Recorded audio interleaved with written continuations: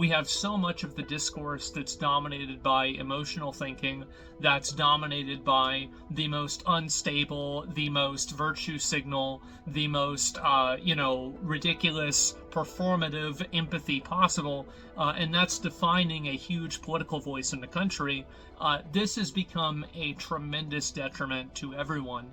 And I think that with people like the shooter that probably shot Charlie Kirk, with that guy in the subway that stabbed that Ukrainian woman, or with that trans shooter that shot up the school, one thing that's common among all of them is that these people, in almost all cases, were verifiably nuts beforehand, and nothing ever was done about it.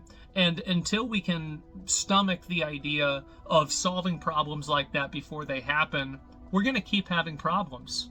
And I think that with Charlie Kirk, it's very obvious that the amount of, political violence and advocating for political violence that's happening on the internet has turned up the temperature and created an environment and a culture where this type of behavior is normal. And not only is it normal, but it's actually encouraged.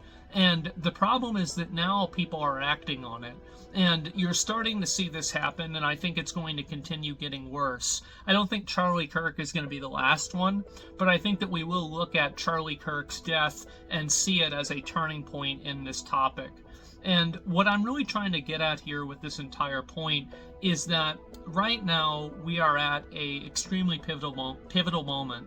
And I think that what's going to end up happening is that right-wing people are not going to continue to turn the other cheek.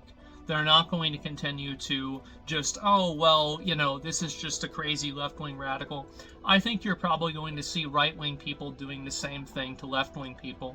And honestly, while I don't think this is a good thing, I certainly don't really feel that sorry for them. Because a lot of left-wing people have no problem advocating for violence, or at least using coded language in order to advocate for violence. The fact is that there's a certain level of intellectual dishonesty that goes on in situations like this where it's considered, this isn't actually what they meant, and no, this is actually some others. No, it is. It's exactly what they mean.